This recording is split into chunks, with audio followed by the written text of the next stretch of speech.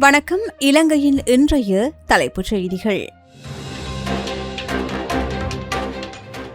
நாடு கருப்பு பட்டியலில் சேர்க்கப்படும் அபாயம், மத்திய வங்கி ஆளுநர் எச்சரிக்கை.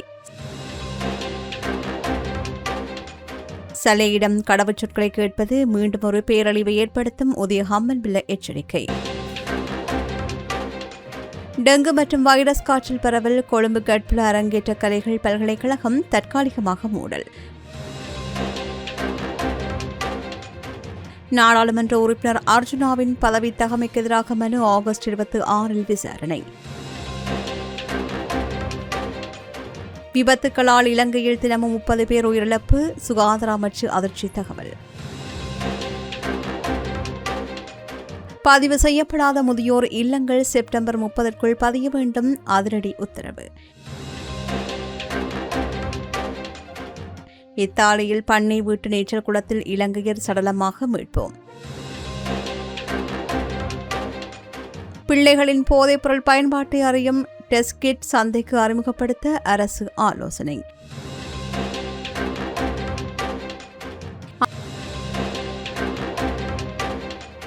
அமெரிக்காவில் விடுதியில் பயங்கர தீ விபத்து, இந்திய குடும்பத்தைச் சேர்ந்த 3 மூச்சுத் திணறி பலி.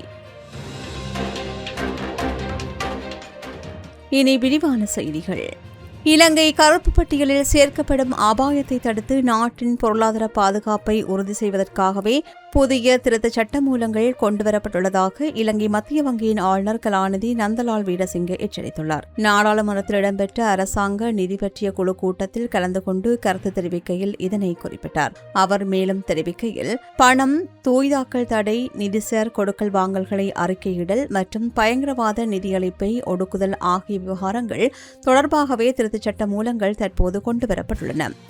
மாறிவரும் உலகளாவிய சூழலில் இலத்திரனியல் முறைமை ஊடான திருட்டுகள் மற்றும் தாக்குதல்கள் தீவிரமடைந்து வருகின்ற நிலையில் இத்தகைய நவீன சவால்களை எதிர்கொள்ள நிதி சார்ந்த சட்டங்களை புதுப்பிக்க வேண்டியது அவசியமாகும்.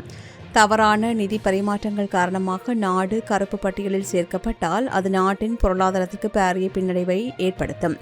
எனவே எதிர்காலத்தில் பொருளாதார சவால்களை வெற்றி கொள்ளவும் நாட்டின் பாதுகாப்பை பலப்படுத்தவும் இந்த சட்டத்திருத்தங்கள் மிக அவசியமானவை என்று அவர் சுட்டிக்காட்டியுள்ளார்.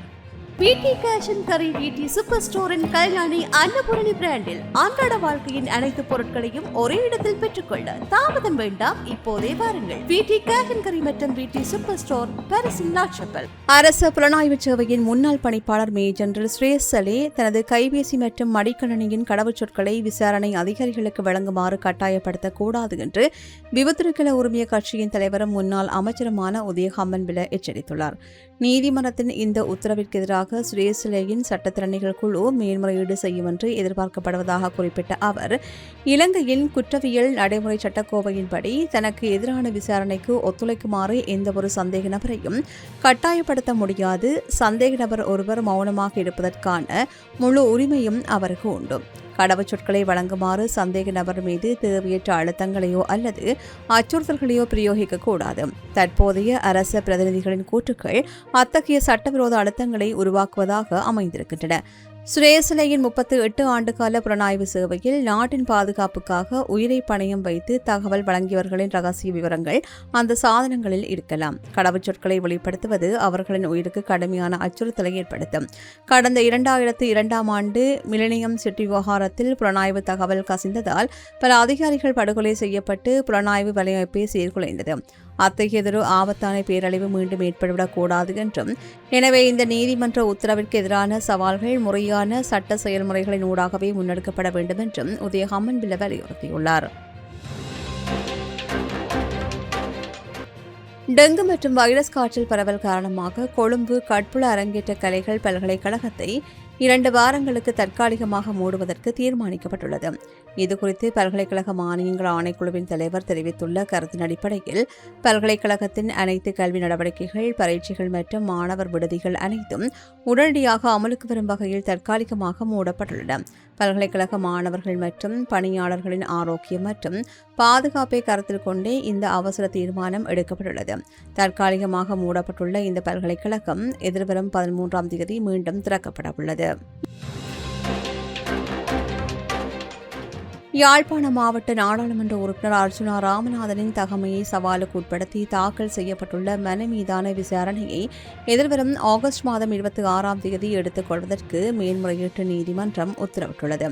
அபிநவ நிவகல் பிரமுனவின் தலைவர் ஓசல ஹேரத்தினால் தாக்கல் செய்யப்பட்டுள்ள இந்த மனுவில் கடந்த பொதுத் தேர்தலுக்கான வேட்புமனுக்களை தாக்கல் செய்யும் போது அர்ச்சுனா ராமநாதன் அரச மருத்துவ அதிகாரியாக பணியாற்றிக் கொண்டிருந்தார் என்று அந்த மனுவில் குறிப்பிடப்பட்டுள்ளது. அரச சேவையிலிருந்து முறையாக விலகாமல் வேட்புமனு சமர்ப்பிப்பது நாடாளுமன்ற தேர்தல் சட்டத்தை மீறுகின்ற செயலாகும் என்பதால் அவர் நாடாளுமன்ற உறுப்பினராக பதவியில் நீடிப்பதற்கு தகுதியற்றவர் என்று உத்தரவிடுமாறு மனுதாரர் கோரியுள்ளார். இந்த மனுவை அவசர மனுவாக விசாரணைக்கு எடுத்துக் கொள்ளுமாறு மனுதாரர் தரப்பு சட்டத்திரணி விடுத்த கோரிக்கைக்கு அர்ச்சுனா ராமநாதனின் சட்டத்திரணி எந்தவிதமான ஆட்சேபனையும் தெரிவிக்கவில்லை. இதனையடுத்தே குறித்த மனு மீதான விசாரணையை எதிர்வரும் ஆகஸ்ட் 26ஆம் தேதிக்கு மேன்முறையீட்டு நீதிமன்றம் திகதியிட்டுள்ளது. இலங்கையில் பல்வேறு விபத்துக்கள் காரணமாக நாளொன்றுக்கு சராசரியாக சுமார் 30 பேர் உயிரிழப்பதாக சுகாதார அமைச்சின் விசேட மருத்துவ நிபுணர் சமித ஸ்ரீதுங்க தெரிவித்துள்ளார். கொழும்பில் இடம்பெற்ற ஊடகவியலாளர் சந்திப்பில் அவர் இந்த தகவலை வெளியிட்டுள்ளார். இலங்கையில் விபத்துக்கள் காரணமாக ஆண்டுதோறும் சுமார் 8000 முதல் 10,000 பேர் வரையில் உயிரிழக்கின்றார்கள். அதாவது சராசரியாக ஒவ்வொரு 3 மணித்தியாலத்திற்கு 4 பேர் உயிரிழப்பதாக அவர் குறிப்பிட்டுள்ளார். பொது வீதி விபத்துக்கள் பற்றியே அதிகம் பேசப்படுகின்றது. ஆனால் கீழே வீழ்ந்து ஏற்படுகின்ற விபத்துக்கள், நீரில் மூழ்குதல், மின்சாரம் தாக்குதல் மற்றும் பாம்பு கடி போன்ற பிற காரணங்களாலும் கணிசமான எண்ணிக்கையிலான உயிரிழப்புகள் பதிவாகின்றன. இந்த உயிரிழப்புகளில் பெரும்பாலானவை முறையான பாதுகாப்பு நடவடிக்கைகள் மற்றும் விழிப்புணர்வு மூலம் தடுக்கப்படக்கூடியவையாகும். போதிய முன்னெச்சரிக்கை இல்லாததால் இவ்வளவு உயிர்கள் பலியாவது தேசிய அளவிலான பெரும் துயரமாகும். எனவே வீடு, பணியிடம், பாடசாலை மற்றும் வீதிகளில் முறையான பாதுகாப்பு நடைமுறைகளை தீவிரமாக கடைபிடிப்பதன் மூலம் இந்த விபத்து மரணங்களை குறைக்க முடியும் என்று மருத்துவ நிபுணர் சமித ஸ்ரீதுங்க வலியுறுத்தியுள்ளார்.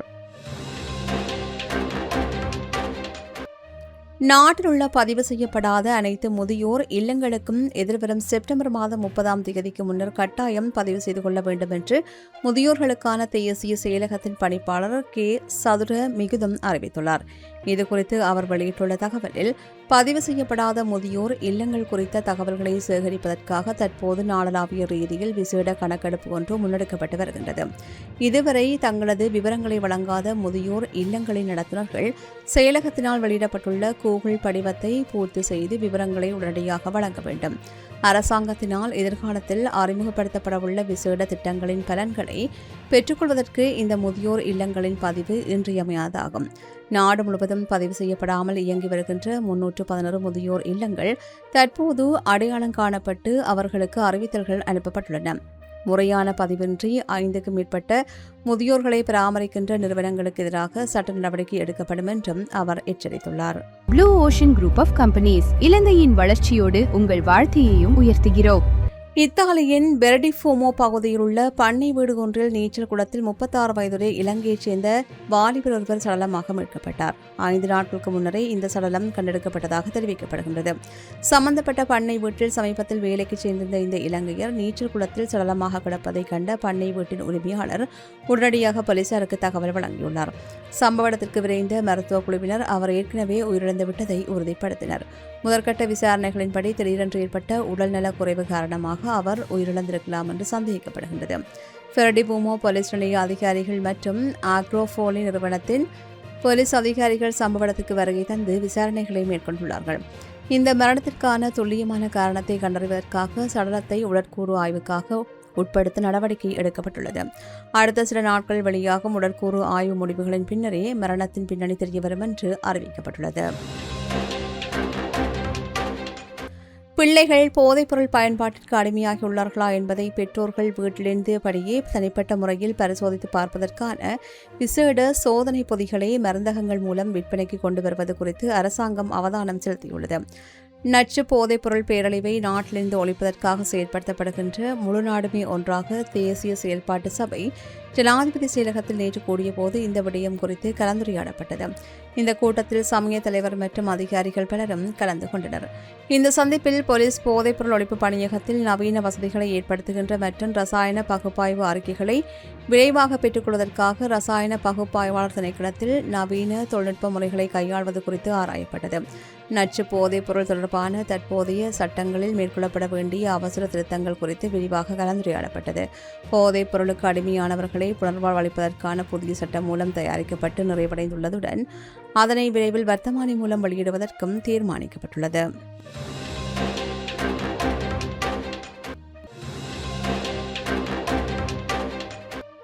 அமெரிக்காவில் உள்ள விடுதியொன்றில் ஏற்பட்ட பயங்கர தீ விபத்தில் இந்தியாவின் குஜராத் மாநிலத்தைச் சேர்ந்த ஒரே குடும்பத்தைச் சேர்ந்த 3 பரிதாபகரமாக உயிரிழந்துள்ளனர். இந்த துயர சம்பவம் குறித்து மேலும் தெரிய வருகையில், குஜராத் மாநிலம் கேடா மாவட்டத்தின் நதியாத் பகுதியைச் சேர்ந்த கிதேஷ்பாய் சுதர், அவரது மனைவி ஹினாஃபென் மற்றும் அவர்களது 20 வயது மகள் ஆகிய 3 இந்த விபத்தில் உயிரிழந்தவர்கள் ஆவார். விடுதியில் தீ பரவத் தொடங்கியதும் இந்த குடும்பத்தினர் விடுதி ஊழியர்களிடம் உதவி கோரியுள்ளார்கள். அப்போது ஊழியர்கள் அவர்களை குளியலறைக்குள் சென்று பதுங்கிக் கொள்ளுமாறு தண்ணீரை திறந்து விடுமாறும் அறிவுறுத்தியுள்ளார்கள். ஊழியர்களின் அறிவுறுத்தலின்படி அவர்கள் குளியலறையில் தஞ்சம் புகுந்தார்கள். எனினும் தீயணைப்பு படையினர் தீயை முழுமையாக கட்டுப்பாட்டுக்குள் கொண்டு வந்த பிறகு உள்ளே சென்று பார்த்தபோது புகையின் காரணமாக 3 மூச்சு திணறி உயிரிழந்திருந்தமை கண்டறியப்பட்டது.